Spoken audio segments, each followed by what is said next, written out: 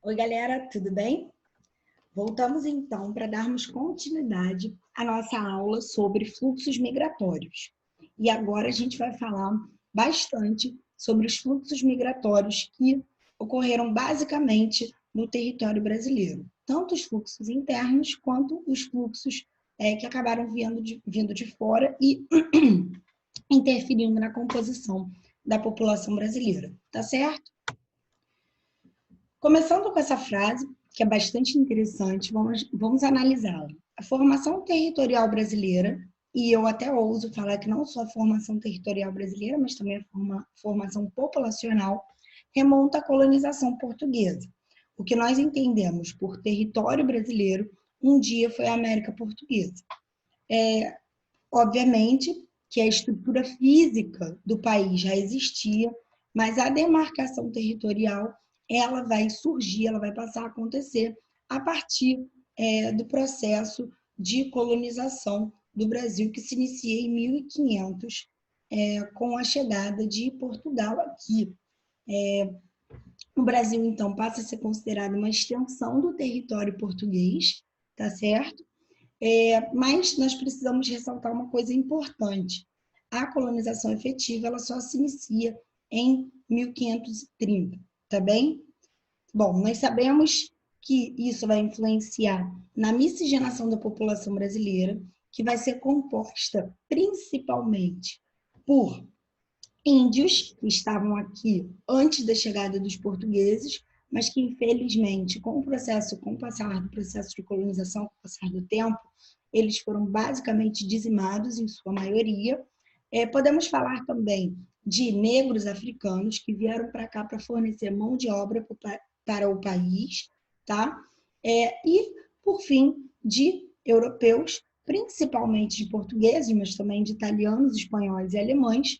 Esse fluxo de portugueses para cá foi muito intenso, principalmente desde o início do processo de colonização até a independência do país, tá certo? Não é à toa que nós temos uma descendência muito forte desse país. Atualmente, nós percebemos que o fluxo migratório em relação ao Brasil de portugueses vindo para cá, acabou reduzindo e que o inverso passou a acontecer. Porque Portugal faz parte da União Europeia, passou a oferecer melhores oportunidades de emprego, de vida, até porque Portugal faz parte do maior bloco econômico do mundo, e o Brasil ele passou a viver crises econômicas bastante recorrentes. Por esse motivo, muitos brasileiros têm ido para Portugal tentar melhores condições de vida, tá certo?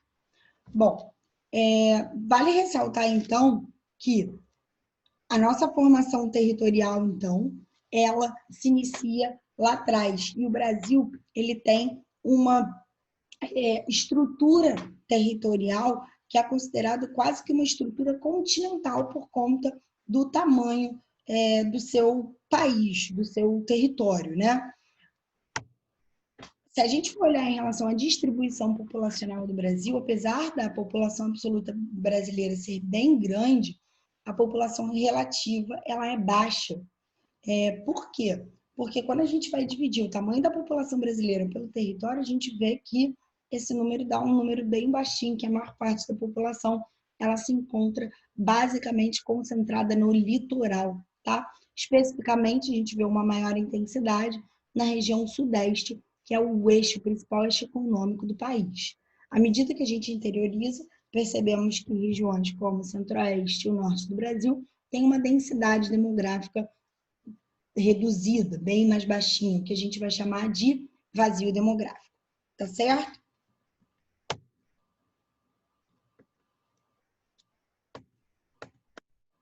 Desculpem, deu ruim aqui. Então, continuando.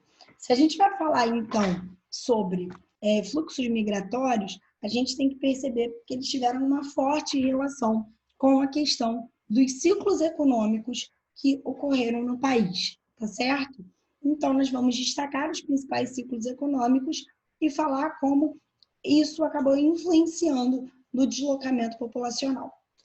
Começando, então, pelo ciclo do pau-brasil, a gente só vale destacar que esse ciclo ele ocorreu basicamente no litoral do Brasil, um período em que Portugal estava muito mais voltado para o comércio de especiarias do que efetivamente para a colonização do país, tá certo? E aí a gente consegue identificar que esse ciclo ele vai durar aproximadamente 30 anos e que a mão de obra utilizada é basicamente a mão de obra indígena. Desculpem. Continuando. Saindo, então, do ciclo do pau-brasil, a gente vai para o ciclo do açúcar. O ciclo do açúcar ele vai ocorrer na região nordeste do país, basicamente, numa área que a gente vai chamar de Zona da Mata Nordestina, que fica bem no litoral, onde tinha um solo massapê extremamente fértil e, por isso, aproveitado para isso. Duas capitanias hereditárias vão se destacar nessa produção, que é a capitania de São Vicente e a capitania de Pernambuco, tá bem? E a gente percebe que, durante o ciclo da cana, é quando se inicia efetivamente a colonização do Brasil, e mais do que isso, quando se desenvolve aquele modelo basicamente agroexportador que a gente vai chamar de plantation, tá? Latifúndio monocultor baseado em mão de obra escrava voltado para a exportação, tá bem? Quando vai se dar o exclusivo metropolitano entre Portugal e o Brasil. Assim, a gente inicia, durante o ciclo do açúcar, o fluxo de negros africanos para o Brasil, tá bem, gente? Esse fluxo, ele nunca teve um registro oficial em relação a quantos negros acabaram entrando aqui no país. Mas uma parte da bibliografia alega que aproximadamente o número de imigrantes africanos ficava na casa dos 4 milhões. E que algumas áreas específicas da África forneciam mais negros, como, por exemplo, Angola, a Costa do Marfim e a Ilha de São Tomé. Tá certo, galera? Continuando.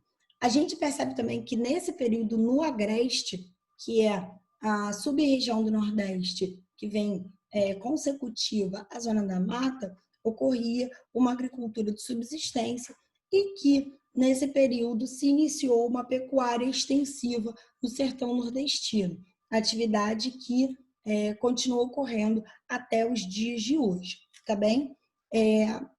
Principalmente no Vale do São Francisco e no Vale do Rio Parnaíba. Vale ressaltar, então, que parte do processo de interiorização do Brasil ocorre muito pela parte do leito dos rios, tá? Seguindo o curso dos rios. E aí, à medida que o tempo passa, que a gente chega no século XVII, a gente vê também que a ocupação portuguesa começa a ocorrer de forma lenta, tá? Na região norte do país também, pelo rio Amazonas, tá bem? No século XVIII, atinge também os afluentes do rio Amazonas por meio da construção de fortes, de missões jesuíticas e também da exploração das drogas do sertão. Beleza, pessoal? Um outro elemento importante é que, no século XVIII, ocorre o deslocamento do eixo econômico da região Nordeste para a região Sudeste. E aí, isso vai acontecer a partir do ciclo do ouro. O ciclo do ouro ele foi muito importante para o Brasil, porque ele acabou atraindo muitas pessoas e aumentando consideravelmente a população absoluta do país, tá bem? Pessoas que vinham para cá tentar explorar ouro e buscando o enriquecimento, tá certo? Assim, a gente vê um aumento do povoamento, principalmente nas áreas de Minas Gerais, Goiás e Mato Grosso, tá? É importante ressaltar que esse ciclo do ouro ele vai gerar novos assentamentos no formato de cidades, tá? Pequenos núcleos urbanos que vão se desenvolver para abrigar a galera que trabalha nas minas, vai gerar uma pequena conexão territorial, tá? em relação ao que a gente chama de produções regionais. E a gente percebe também que nesse período vai ocorrer a mudança da capital, na verdade, da sede do governo geral do Nordeste para o Rio de Janeiro, em 1763. Queria que vocês prestassem atenção em como, nesse período, a gente vê um isolamento em relação às atividades econômicas. Por exemplo, o ciclo do açúcar, ele ligava muito mais o Brasil a Portugal do que ao resto do próprio território brasileiro, tá? Então, é como se a região Nordeste ela fosse praticamente isolada do resto do território. Depois, o ciclo do ouro, ele rompe um pouquinho com isso, mas a gente ainda vê um formato de ilha, tá? De economia de arquipélago, um conjunto de ilhas que não se conectam, tá bem? Então, atividades econômicas isoladas. Ótimo. Uma coisa importante é que até 1808 a gente percebe que, basicamente, no Brasil, em relação a imigrantes europeus, a gente só percebia a entrada de portugueses, tá certo, pessoal? E aí, no século XIX, a gente percebe também que na Amazônia começa a surgir um fluxo de imigrantes nordestinos. E esses imigrantes vão para lá para tentar melhores condições de vida e para trabalhar na extração do látex, quando ocorre o que a gente vai chamar de ciclo da borracha, tá? Esse látex depois ele vai ser exportado para o resto do país. Desculpa, gente, para fora do país, perdão. Pois bem, galera, depois disso, a gente vê basicamente o início do ciclo do café. O ciclo do café, ele vai vir depois da decadência do ciclo do ouro. Ele também vai ocorrer na região sudeste, só que agora a gente vê uma conexão entre o eixo Rio-São Paulo. Quando o café ele inicia o plantio no Médio Vale do Paraíba e continua até o Oeste Paulista, tá bem? Gente, eu vou finalizar por aqui, tá? E aí eu dou continuidade daqui a pouquinho, no próximo vídeo, falando um pouquinho mais sobre esses fluxos migratórios e a questão dos ciclos econômicos e a relação deles, desses fluxos migratórios com os ciclos econômicos que aconteceram no Brasil. Vou continuar falando sobre o café, tá bem, gente? Espero vocês lá. Um beijo.